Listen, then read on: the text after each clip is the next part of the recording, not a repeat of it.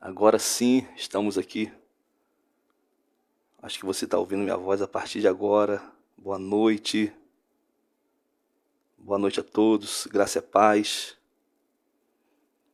Deus abençoe sua casa, sua família, sua vida.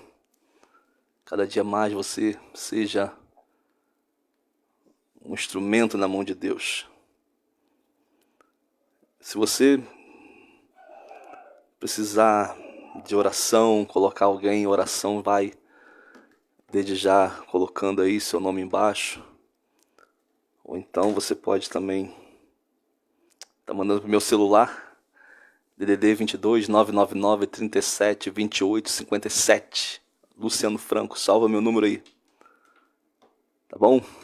Estamos aqui em Santa Maria Madalena, interior do Rio de Janeiro. E estamos na missão, de pastorear uma igreja. E Deus tem feito isso através das nossas vidas. E somos felizes e gratos ao Senhor por podermos cooperar, com a vontade de Deus, com a verdade de Deus. E o Senhor escolheu pessoas para que a sua obra avançasse, para que a sua palavra avançasse. Isso não está restrito, apenas a mim. Tem outros irmãos, graças a Deus, na cidade que são usados pelo Senhor, que pregam a palavra do Senhor. E a gente está apenas cooperando, com uma gotinha no oceano. E eu quero falar um pouco, daquilo que a gente crê, daquilo que a gente tem ensinado, a respeito das Escrituras, do que é ser igreja, do que é ter uma vida diante de Deus, do que é a gente construir, essa vida que é resultado de um encontro pessoal, resultado da própria palavra de Deus, que nos define, que vai nos moldando, que vai nos alinhando, e a gente vai sendo transformado de glória em glória, vai sendo transformado através da revelação do Filho de Deus, que aumenta cada vez mais. Os nossos olhos espirituais se abrem e nós podemos contemplá-lo e provar dessa vida. Então quero falar um pouquinho sobre uma palavra que eu já compartilhei com a igreja há pouco tempo. Em 1 Coríntios 11, 17 ao 22 fala assim, Paulo falando, tá bom? Entretanto, não vos elogio nesta instrução que dou a vocês agora, pois as vossas reuniões causam mais mal do que bem. Porque, em primeiro lugar, ouço dizer que há divisões entre vós quando vos reunis como igreja. E, em parte, acredito nisso. Então, Paulo está escrevendo para a igreja em Corinto, uma igreja dotada de dons, dotada do poder de Deus, vamos dizer assim, num termo mais pentecostal. Porém, nessa igreja havia problemas. Na igreja havia divisões, havia discordâncias com o próprio ensino do apóstolo. Ele vai corrigir como um pai corrige ao seu próprio filho. Tem pecado nessa igreja, tem imoralidade, porém tem muitos dons, pessoas orando em línguas, a ponto de Paulo ter que corrigir, e ordenar como deveria ser o culto e tal, mas a igreja estava acontecendo, a igreja não era perfeita, mas estava avançando.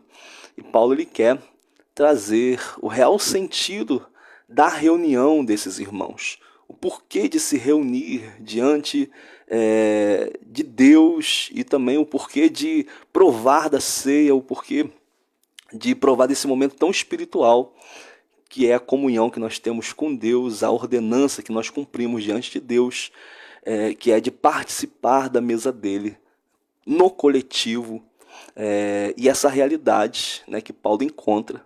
Ele fala que ele não elogia essa igreja, ele não elogia nessa instrução.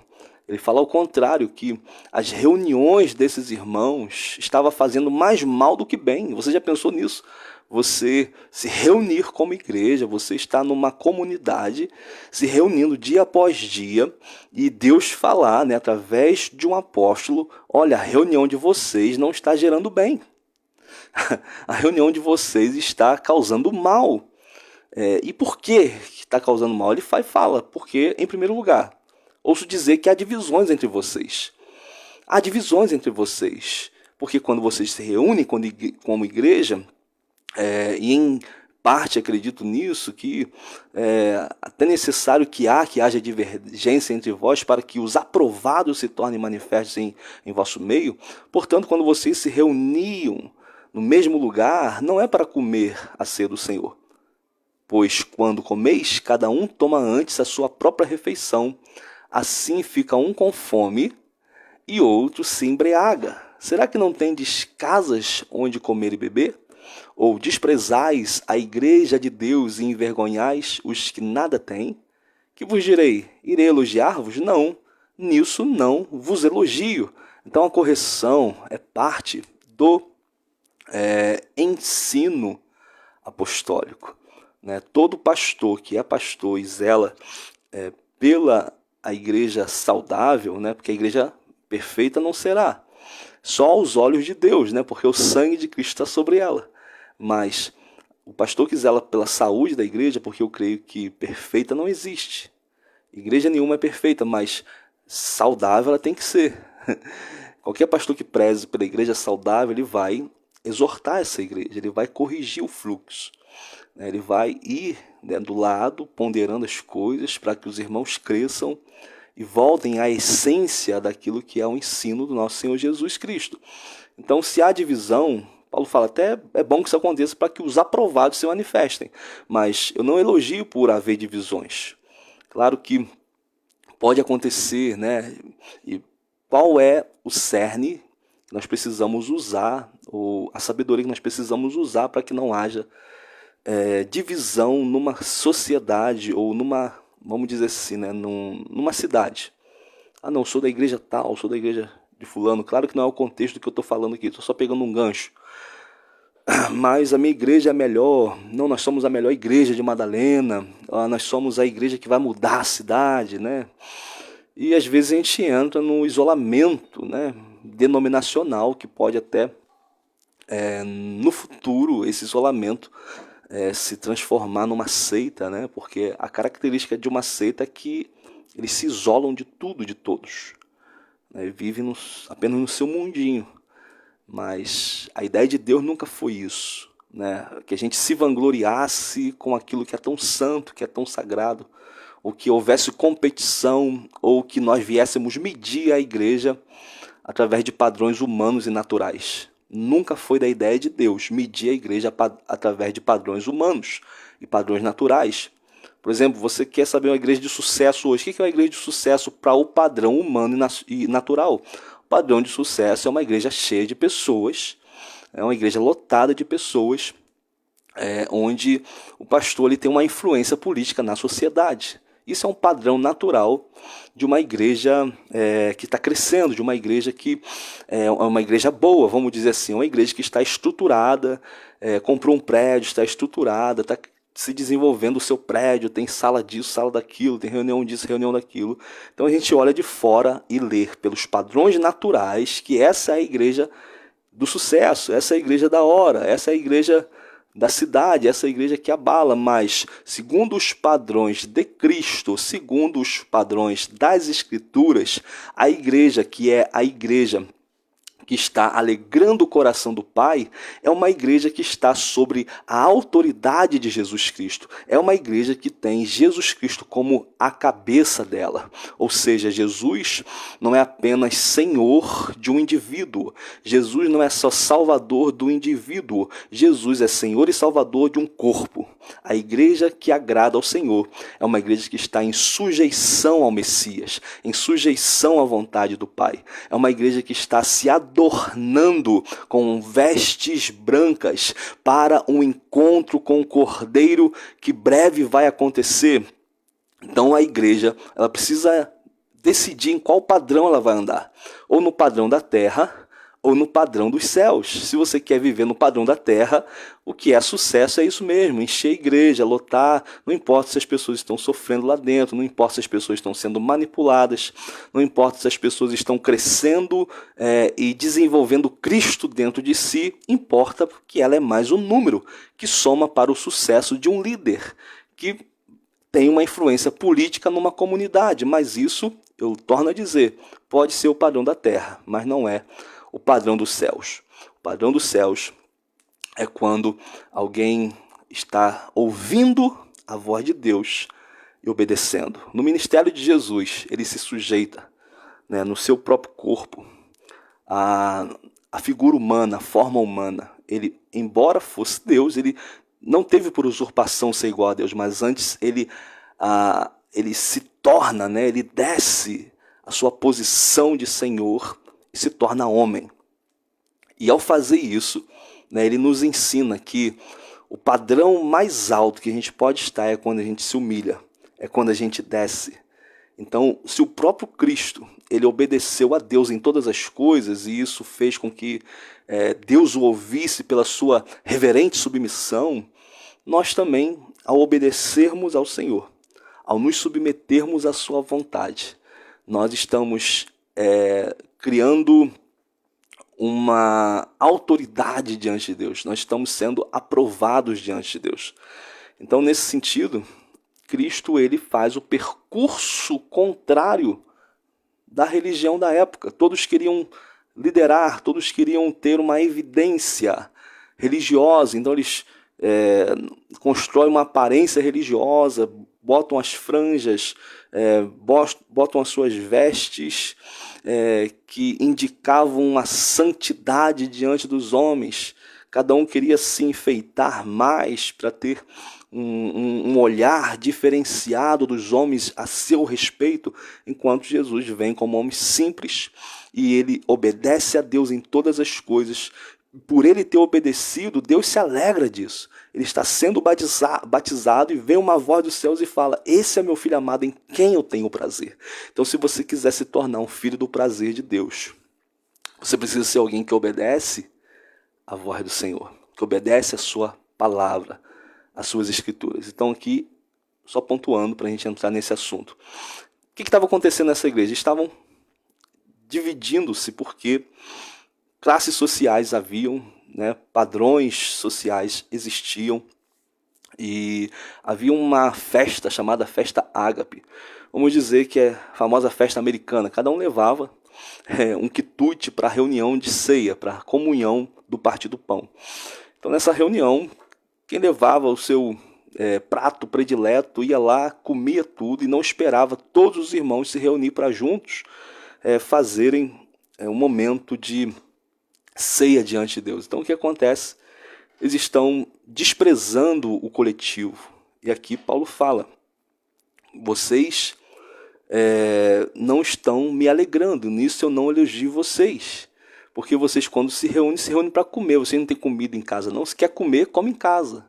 Mas aqui é um momento de entrega, é um momento do coletivo, é um momento de Cristo ser algo em comum em todos e para todos. Não existe divisão social, rico, pobre, preto, branco. E aqui eu pego mais um gancho, né, para confrontar alguns ensinos que entram no meio da igreja. Por exemplo, o ensino de que Deus ele é o Papai Noel. Deus é alguém que está simplesmente esperando alguém fazer uma caca, vamos dizer assim, né? E agora a pessoa vai recorrer a Deus para consertar essa caca. E a gente às vezes vê a igreja como esse lugar apenas. Claro que Deus ele faz, ele opera, ele transforma, ele limpa, ele posiciona. Porém, se a gente pensar no evangelho apenas como alguém que eu recorro, né, um Deus que eu recorro para solucionar os meus problemas, ou quando eu estou em apuros, eu não estou com um pensamento correto, com um coração correto. Porque eu vou falar assim: poxa, quando eu estiver com uma dívida, ou quando eu estiver indo de mal a pior na minha vida financeira, eu vou buscar a Deus. Logo, eu busco a Deus para resolver um problema. E não porque Ele é Senhor de todas as coisas. E não porque Ele é o meu único Salvador, o único que pode me salvar de mim mesmo, do meu pecado, da condenação, da ira de Deus que vai cair sobre os filhos da desobediência. Mas eu busco a Ele só apenas para resolver um problema. Reafirmo, Deus resolve, Deus faz, Deus é fiel. Porém, a gente precisa ter um pensamento mais amplo. Por quê? Se eu olho a Deus somente, por exemplo, já ouvi falar muito disso, tá? Poxa, por que você não busca uma religião, cara? Você está bebendo, você está embriagado, por que você não procura uma igreja? Você que está, tipo assim, só quem está na droga precisa ir para a igreja. Só quem está na maconha precisa ir para a igreja. Só quem está na bebida precisa ir para a igreja. Ou só quem está quebrado financeiramente precisa ir para a igreja. Mas não. Não todos precisam de Deus. Rico, pobre, quem está bem, quem está quebrado, quem está na mansão, quem está na favela. Todos precisam se dobrar em arrependimento diante de Deus e reconhecê-lo com os seus atos, com a sua vida, com o seu posicionamento, porque Ele é digno de glória, honra e louvor e não existe outro como Ele. Simplesmente por causa disso, não existe outro caminho pela qual eu possa acessar ao Pai Celestial se não for por meio de Cristo Jesus. Então você entende? Então esse aqui é um ponto que eu quero colocar aqui por causa desse engano. Todos precisam reconhecer Deus, não é só o pobre, tá bom? Não é só o ex-drogado não, tá bom? O ex-mentiroso precisa, o ex-fofoqueiro precisa, todos precisam abandonar o pecado. Isso Cristo vai fazer através do Espírito em você. Aí em 1 Coríntios 11, 27 ao 30 fala o seguinte: por essa razão, quem comer do pão ou beber do cálice do Senhor de maneira indigna será culpado de pecar contra o corpo e o sangue do Senhor. Examine, pois, o homem a si mesmo, e dessa forma coma do pão e beba do cálice. Pois quem come e bebe sem ter consciência do corpo do Senhor, come e bebe para a sua própria condenação. Por causa disso, há entre vós muitos fracos e doentes, e muitos que já morreram. Preste atenção, a reunião, comer do pão e partir do pão, condenava, não quando a pessoa estava em pecado, mas quando a pessoa não tivesse o entendimento do todo, a compreensão que Deus nos inseriu numa família espiritual, num corpo. Né? Eu sou um membro no corpo. Eu participando da igreja, eu sou um membro do corpo. Eu não sou a igreja. Eu sou um membro do corpo. Nós somos a igreja. No coletivo, pessoas submissas à vontade de Deus, à vontade de Cristo. Nós somos a igreja, não é a parede. Né? A gente aprendeu na alfabetização que igreja é a parede. A, E, I, O, U. Né? A de abelha, E de escada. Aí quando chegava no I de igreja, né? A gente aprendeu que igreja é o prédio, mas não, igreja são pessoas. A palavra igreja é eclésia, tem a ver com assembleia, reunião, né? Aqueles foram chamados para fora de sua própria, seu próprio egoísmo, da sua própria naturalidade para vivenciar em Deus uma experiência no corpo. Tá bom? E a pergunta é: por que muitas pessoas hoje não acreditam mais na igreja? Nessa igreja, pessoas, nessa igreja que representa Cristo, nessa igreja que é acolhedora, nessa igreja que é missionária, nessa igreja que tem comunhão, que pessoas estão se relacionando como família. Por que muitas pessoas não acreditam nessa igreja? Será que são os escândalos? Né? Porque os escândalos vão vir. Jesus falou, é mister que vem os escândalos. Claro que vão vir os escândalos, mas ai daqueles por quem vem o escândalo. Mas ele disse que era necessário. Ele deu a fórmula, os falsos profetas. Como conhecer os falsos profetas? Pela árvore você vai conhecer os frutos. Não pode uma árvore má produzir frutos bons, não pode uma árvore boa produzir frutos maus. Então pelos frutos vocês vão conhecer. Eu sempre falo que o fruto a gente só vê quando chega perto, quando convive, você vai ver as intenções daquele coração. Você vai ver a intenção que está por trás de cada ação. Será que a minha intenção é a glória de Deus? Será que a minha intenção é multiplicar o reino de Deus? Ou construir um império para mim? Ou é construir uma igreja para mim, para me manter, para me dar status, para me dar lucro, para me dar ascensão? Não, não, não. Então, pessoas vão estar motivadas nesse sentido? Vão. Só que Jesus deixou a palavra dele bem claro. Olha, vai acontecer isso. Eles vão querer fazer de vocês mercado, negócio. Então, cuidado. Tem a palavra para a gente julgar. Né? Nós não vamos julgar os de fora, mas os de dentro sim. Tá bom? Os de fora, Deus que julga. Ou seja, a igreja às vezes está julgando o mundo, Esquece de julgar os que estão dentro. Então pela árvore você vai conhecer. Essa foi a palavra de Jesus. E outra, o pastor não é mediador de ninguém, meu irmão. O único mediador é Jesus Cristo. Isso é idolatria. Né? Ah, meu pastor caiu, vou sair da igreja. Você idolatrava esse homem. Ele era seu Senhor no lugar de Jesus. Simplesmente assim. Porque se Jesus é o seu Senhor, meu irmão, foi Ele que comprou você pelo sangue dele, não foi pastor nenhum. Nós, como ministros do Evangelho, somos apenas um porta-voz para colocar você diante do caminho, para colocar você diante da porta e falar: daqui para frente é com você, meu irmão. Daqui para frente desenvolva a sua vida com Deus. Daqui para frente construa a sua história nele. Nós estamos aqui para te auxiliar nisso, mas não nos tenha como deuses, não nos tenha como alguém poderoso, não nos tenha como alguém mais importante ou com poderes especiais. Não, por favor. Não faça isso. Então, será que as pessoas estão desistindo da igreja por causa dos escândalos? Será que é o estilo de culto, né? Aquele culto de 1500 anos atrás? Estou exagerando agora, né? Aquele mesmo formato, aquela velha liturgia de sempre. Pode ser que alguém se converta ali, mas, né, as coisas estão sendo atualizadas. A palavra de Deus não, a palavra de Deus sempre permanece. Ela é verdadeira, ela é eficaz, ela não muda. Mas a forma litúrgica pode ser melhorada, pode ser aperfeiçoada, pode ser cada vez mais voltada para Deus, não para as pessoas. Então eu creio que muitas pessoas estão se afastando, pode ser pelos escândalos, pode ser pelo estilo de culto, ou talvez pela falta de contexto para os nossos dias. Mas por que as pessoas não acreditam mais na igreja? Será que elas olham e focam no que não era para focar? Talvez os olhos delas estejam onde não é para estar. E às vezes, quando nós falamos de igreja, né, nós não estamos falando do CNPJ, nós estamos falando de CPFs, pessoas juntos em Cristo. Então, tudo isso é necessário, a lei do governo, ter CNPJ, ter um registro, andar diante dos homens, né? Dar a Deus o que é de Deus, dar a César o que é de César. Mas quando falamos de igreja, falamos não da organização, não da denominação, mas falamos do corpo de Cristo sobre pessoas conectadas a essa verdade, a essa realidade espiritual. O acesso que Cristo abriu para nós, o novo e vivo caminho é Cristo, o único mediador entre Deus e os homens é Cristo, o Senhor da igreja é Cristo. Nós somos fundamentados sobre Cristo. Por Ele, para Ele, por meio dele são todas as coisas.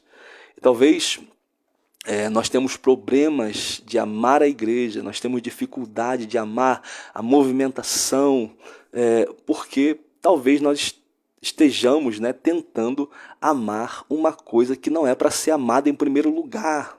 Nós não fomos chamados para amar a estrutura em primeiro lugar. Nós não fomos chamados para levantar a bandeira da estrutura, da denominação em primeiro lugar.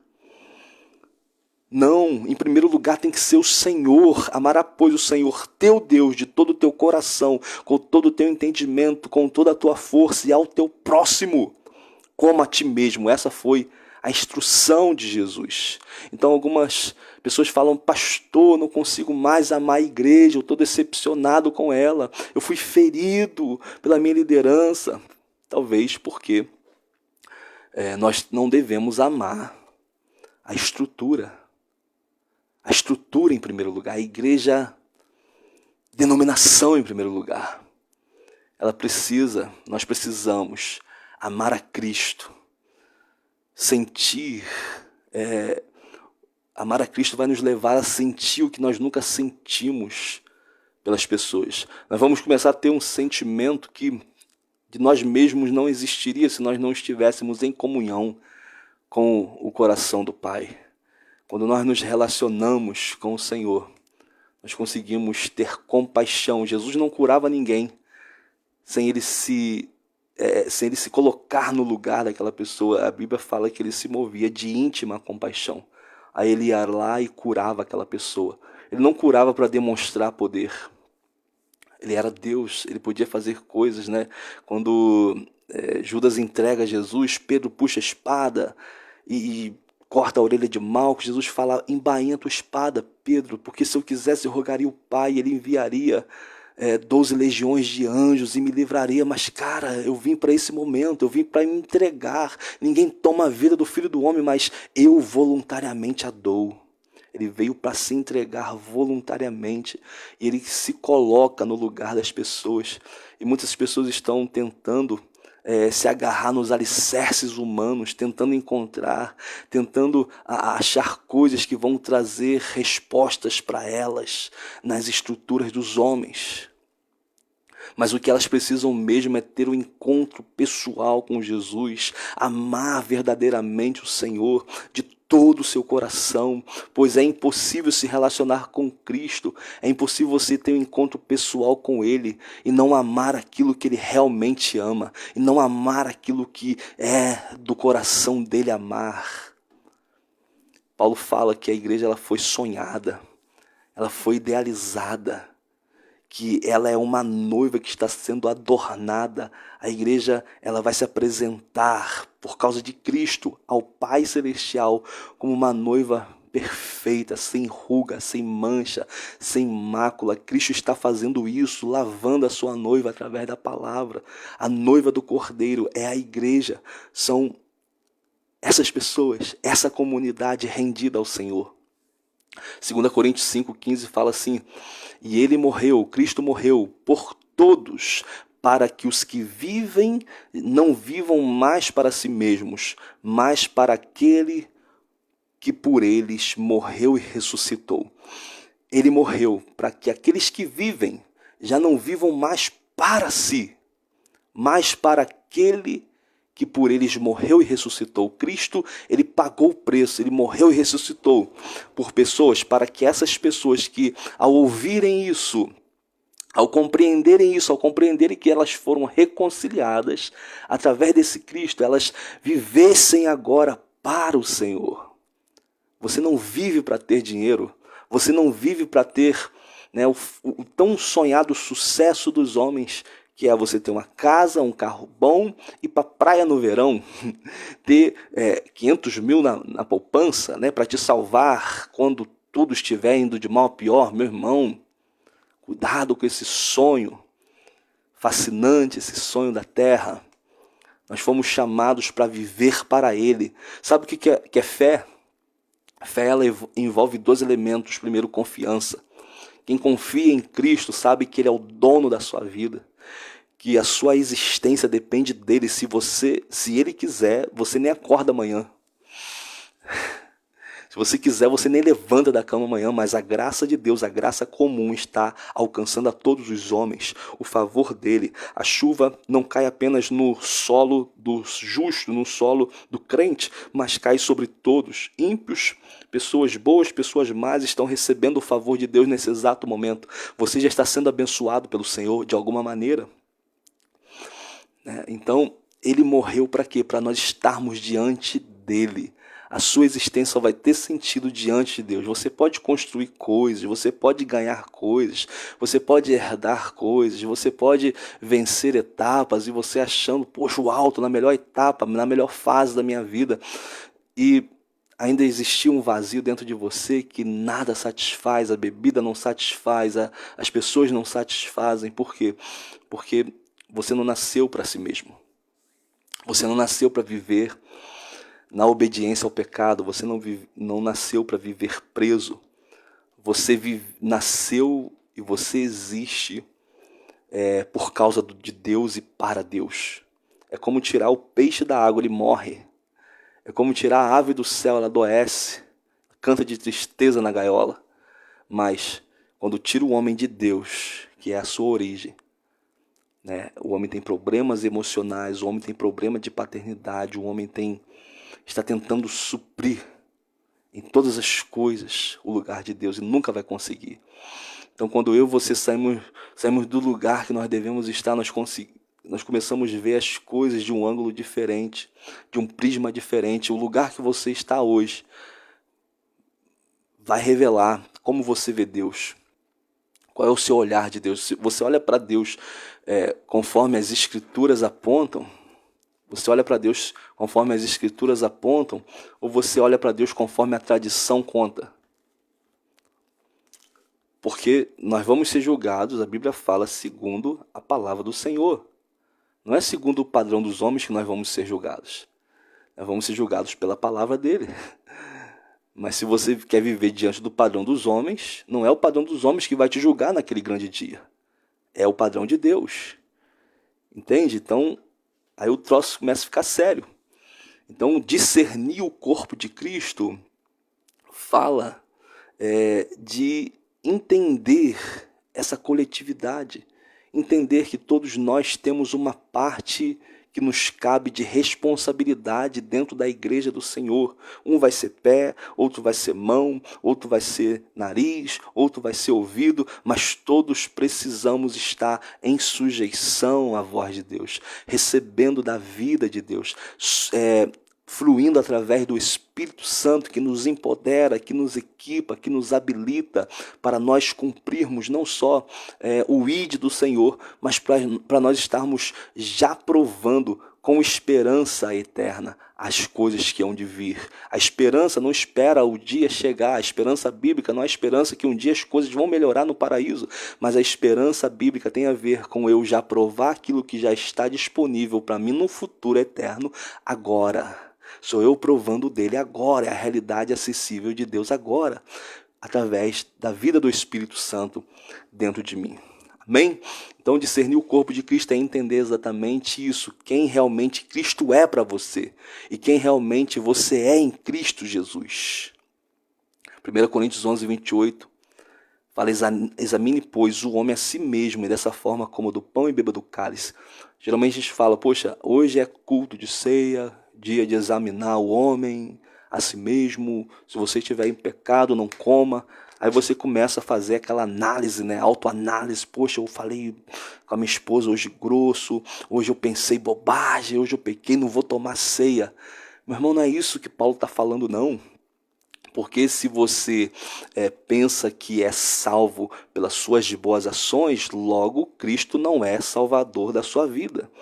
Cristo não é o Senhor da sua vida. Você é o seu Salvador. Você é o seu Senhor. Entende? A salvação é pela fé, mediante a graça de Deus. É como se Ele colocasse um presente diante de nós que nós não merecêssemos e nós acessássemos a esse presente pela fé. Isso não vem de vós, porque é dom de Deus para que vocês não se gloriem. É pela fé que nós acessamos a graça do Senhor, o favor do Senhor. Mas não é essa análise que a gente vai fazer. Será que eu sou bom hoje? Estou bem hoje? Ou será que eu estou em dia hoje com os meus afazeres espirituais para provar da ceia? Não é isso que ele está falando. Ele está falando que quem come e bebe sem ter consciência do todo, do corpo, come e bebe para sua própria condenação. Ou seja, se a gente está pensando que a igreja é aquela igreja que está falida, aquela igreja que está morta, aquela igreja que desacredito nela porque fulano pecou, ou ciclano pecou, ou líder pecou, não vou mais lá por causa disso, daquilo. Você está pensando que você tem o domínio sobre as coisas de Deus? Você está pensando que você é senhor dessa igreja? Você não está entendendo todo o que Deus está fazendo? Deus permite muitas coisas para ver onde está o nosso coração. Deus permite muitas coisas para revelar aqueles que são fiéis, aqueles que não são fiéis às Escrituras. Então a gente precisa se agarrar, ter consciência, poxa, existe uma igreja do Senhor Jesus Cristo que está sendo desenvolvida ao longo da história. E eu quero ser parte dessa realidade. E quando você olha para as pessoas, quando você olha para elas e fundamenta nelas a sua vida, você coloca sobre elas a sua vida, você vai ter sérios problemas, porque isso você deve fazer sobre Cristo e não sobre as pessoas. Você deve fundamentar a sua vida sobre Cristo, não sobre as pessoas. Jesus chama 12 discípulos, a priori. Pessoas totalmente diferentes. Pessoas que, à medida que caminhavam, você começa a ver que eles têm problemas, têm defeitos, mas eles estão ali juntos, eles estão ali reunidos em torno de uma pessoa que é Cristo. Cada um tem uma habilidade, cada um tem uma graça, cada um tem a sua história, cada um tem o seu estilo de vida, mas também cada um tem os seus dons, e aprove a Deus conectar essas mesmas pessoas a respeito de Cristo, junto com Cristo. Da mesma forma, hoje a igreja. Pessoas com de dificuldade numa área, outros que têm facilidade naquela área para suprir aquele que tem dificuldade, entende? Então, se você quer viver uma vida solitária e falar, não, eu sou de Cristo, mas como assim eu sou de Cristo e você não congrega em lugar nenhum? Você não presta conta da sua vida para ninguém, né? Você não tem o senso do coletivo, você acha que só você está certo, né? É certo, o cara, né? Vamos dizer que alguém pecou, você saiu da igreja por causa de alguém pecou, mas você está pecando também, afastando-se da comunhão dos santos. Naquele mesmo dia você vai ser julgado também pela palavra de Deus. Então, à medida que você caminha com essas pessoas diferentes, você vai perceber que é Deus que nos conecta às pessoas. Você não vai ter comunhão com todos. Não tenho comunhão com a igreja de Cristo no mundo todo. Não, é impossível. Mas Jesus escolheu 12. Né? É impossível você se relacionar com o corpo todo, mas talvez com um pequeno grupo você vai ter uma afinidade, você vai ter um crescimento ali. E você pode ter um amigo pessoal ali, 2, 3 no máximo. Você não precisa ser, poxa, vou ter 1000 amigos. Não, você pode ter muito colega. Mas amigo, meu irmão, se você contar um no dedo, você sinta o cara mais feliz do mundo, você sinta a mulher mais feliz do mundo, você tem um amigo para contar seus problemas, um amigo que reconhece seus defeitos, um amigo que fala, olha, tem uma casca no seu dente aí, você está errado, se conserta. Olha, se você tem um cara desse, olha, você é um cara bom, você é um cara feliz, sabia? Então, meu irmão, Deus nos conecta a pessoas. Então, se é Deus nos conectando, Ele vai dar graça para nós nos amarmos. Mas se é você querendo se conectar, achar o lugar perfeito, achar a igreja ideal, porque a igreja da internet é perfeita, né, irmão? A igreja da internet é linda. Você não conhece ninguém, você não tem afinidade com ninguém, você só assiste o culto online. Olha só que maravilha. Você não sabe a dificuldade daquele pastor, você não sabe a dificuldade daquele irmão, você nunca somou com nada para eles, e você fica aí, né, julgando a igreja, você fica aí apontando os defeitos da igreja como se fosse Deus. Né? Mas só quem tem autoridade para falar da igreja é Deus e aqueles que estão dentro com a mão envolvida na massa, meu querido. Acordado de noite, orando por pessoas, visitando, curando, aconselhando pessoas que talvez iam se suicidar. Você está lá como uma voz, declarando vida em desertos, declarando a glória de Deus sobre pessoas que foram rejeitadas. Está com a mão envolvida, está com a mão na massa, então vamos juntos, edificando, né, trabalhando em prol da glória de Deus. Agora olha só, Efésios 1:8 fala o seguinte: generosamente derramou sua graça sobre nós, e com ela toda a sabedoria e todo entendimento. Agora Deus nos revelou a sua vontade secreta a respeito de Cristo, isto é, o cumprimento de seu bom propósito. E o plano é este: no devido tempo, Ele reunirá sob a autoridade de Cristo tudo que existe nos céus, na terra. Além disso, em Cristo nós nos tornamos herdeiros de Deus, pois Ele nos predestinou conforme seu plano e faz que tudo ocorra de acordo com a sua vontade. Então Deus, Ele na plenitude dos tempos, revelou o seu Filho, o Cristo, o Filho de Deus, e Ele está reunindo os céus, tudo que existe nos céus, tudo que existe na terra, debaixo da sua autoridade, debaixo da autoridade de Cristo. Pela obediência de Cristo, Deus lhe deu um nome que está acima de todo nome. E Cristo disse: é-me dado todo o poder no céu e na terra. Então, tudo que terá um futuro futuro eterno, que terá um futuro permanente e não será abalado, é tudo aquilo que estiver sob a autoridade de Cristo, sobre o governo de Cristo. Se não está sob a autoridade de Cristo, tem prazo de validade. Se não está sobre o domínio de Cristo, tem prazo de validade. Assim também é a nossa vida, pense. Quando ele escolhe 12, totalmente diferente uns dos outros, os conflitos começam a acontecer. Mas não pense que por o conflito acontecer numa comunidade, Deus não está lá, ou que numa igreja que é saudável não vai acontecer nada. Não, irmão. Tudo tem um propósito, pessoas são diferentes, nós vamos ser como pedra afiando pedra. Não se preocupe, você sempre vai ser aperfeiçoado no decorrer da caminhada. Então você precisa estar sob o domínio de Cristo, sob o senhorio de Cristo, para que a sua vida permaneça quando Ele vier julgar todas as coisas. Aleluia. O segredo não é procurar lugares sem conflitos. O segredo não é procurar lugares sem problemas. O segredo é procurar lugares que pessoas estão em Cristo. Esse é o segredo para você avançar. Pessoas que estão em obediência a Cristo, querendo fazer a vontade de Cristo. Então, Jesus ele também escolhe 12 pessoas diferentes e você vê os conflitos entre eles, porque o Senhor, ele vendo o coração deles, ele começa a trabalhar a partir dessa realidade. Deus ele acessa cada indivíduo naquilo que é o seu defeito e a sua qualidade. Deus ele penetra, transformando e habilitando essas pessoas para cumprirem um propósito específico. Quando ele escolhe Pedro, ele está pescando em Lucas 5. E de repente eles pescaram a noite toda. E Jesus chega ali querendo usar o barco de Pedro para pregar o evangelho. E Jesus prega. Depois de pregar, Jesus vira para Pedro e fala: lance a sua rede ao mar. E Pedro fala: olha, eu já lancei a rede, nós pescamos a noite toda e não apanhamos nada.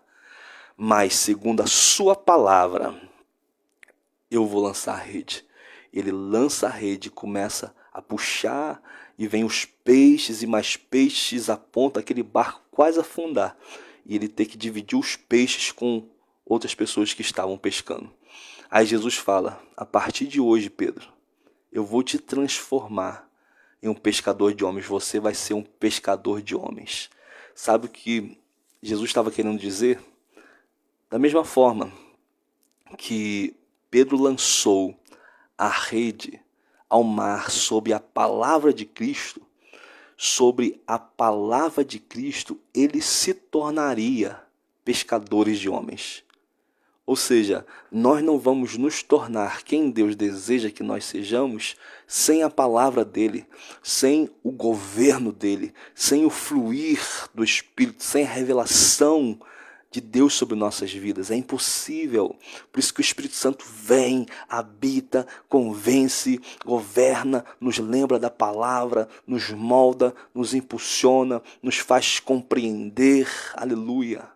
Nós não estamos numa religiosidade onde nós temos que cumprir regras e regras sobre regras, preceitos sobre preceitos, porque todos os líderes de religião, eles vêm trazendo um tipo de ensino: olha, se você fizer assim, você vai alcançar isso, se você fizer aquilo, você vai ser salvo, se você agir fazendo bem, você vai alcançar a luz, e por aí vai.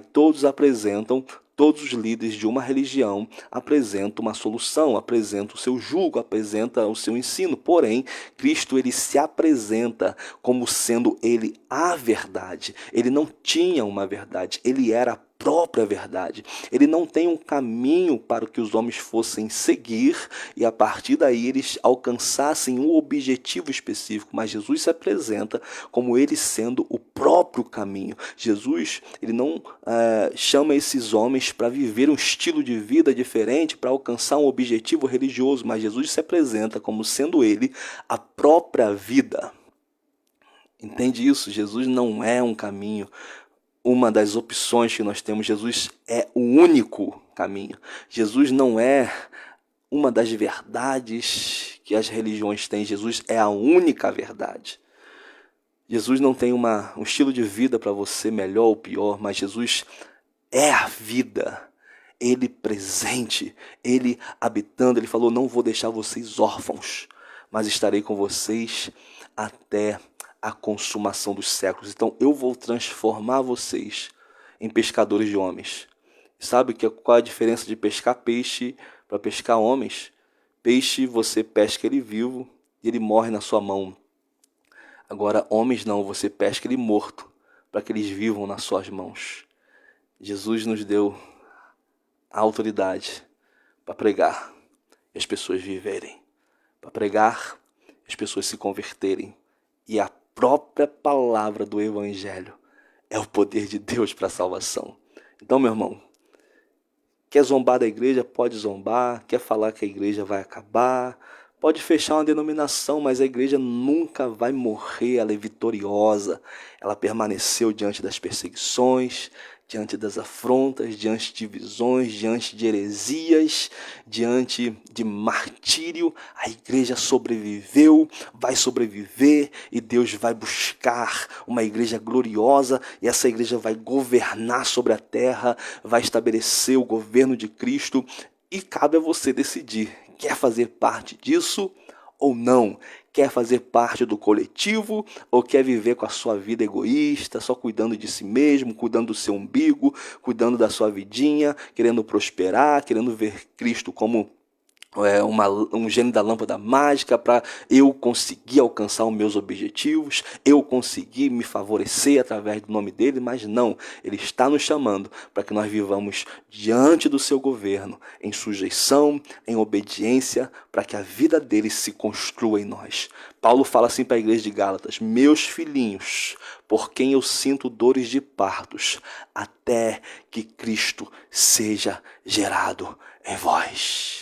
O objetivo do nosso ministério, o objetivo do nosso trabalho é para que Cristo seja gerado em você, para que você viva no mesmo padrão que Cristo viveu, o padrão dos céus, o padrão que agrada a Deus, o padrão que vai arrancar sorriso diante de Deus, uma vida santa, uma vida íntegra, uma vida de devoção, uma vida de perseverança, crendo sempre na palavra dele, no poder dele, na autoridade dele.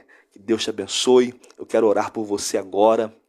Reforço aqui, se você tiver algum pedido de oração, você pode colocar aqui nos comentários. A gente vai estar orando nessa sexta-feira na igreja, a partir das 19 horas. Eu te convido. No momento de oração, nós vamos estar intercedendo diante do Pai. E se caso você queira conversar comigo ou mandar também um pedido para o meu telefone pessoal, meu DDD é 22 999 37 28 57. Vamos juntos, avançando. Pai, obrigado pela vida de cada irmão, Senhor, que acessou essa live, o que vai acessar daqui para frente. Pai, eu te peço que o Senhor visite a vida deles, que o Senhor, Pai, se revele de uma forma poderosa e sobrenatural, que os olhos se abram, que os ouvidos se abram, para que eles possam te ver e te ouvir, Senhor, para que eles possam contemplar a sua maravilha. Aquele que já está te vendo, que persevere em te conhecer. Aquele que não te conhece, que o coração dele passe a te desejar a partir de agora. Eu declaro salvação sobre sua família, salvação sobre sua casa. Todas as enfermidades que têm assolado a sua família, caia por terra agora, desapareça em nome de Jesus. Nós lançamos o decreto sobre a morte, que a morte pare de reinar de geração em geração, trazendo enfermidades, doenças que vão passando de geração em geração, que sejam paralisadas na autoridade que há no nome do Senhor Jesus Cristo. Câncer seja curado nessa hora, dores no estômago seja curado nessa hora, visão sejam abertas nessa hora, em nome de Jesus Cristo. Dores na coluna sejam nesse momento curadas. Nós declaramos isso em nome de Jesus, porque Jesus já tomou sobre si todas as nossas enfermidades, ele levou sobre si. Eu declaro agora cura sobre o corpo físico desse homem, dessa mulher. Essa pessoa que não consegue dormir à noite, vem o pânico, vem a ansiedade. Receba a paz do Espírito Santo agora. Durma em paz. Essa criança que chora a noite inteira e não há solução, não há leite que faça ela descansar. Perturbadores da noite desapareçam dessa casa. Eu ordeno agora, saia dessa criança, saia, surdos ouçam, em nome de Jesus Cristo. Eu declaro a cura do Senhor. Eu abençoo cada lar, eu abençoo cada família, todo divórcio, todo pensamento de separação que venha cair por terra nessa hora. Saiba, querido, que há esperança em Cristo, há esperança em Deus, há esperança na palavra dele. Eu declaro a bênção do Senhor sobre a sua vida nessa hora, em nome de Jesus. Até a próxima, que Deus te abençoe.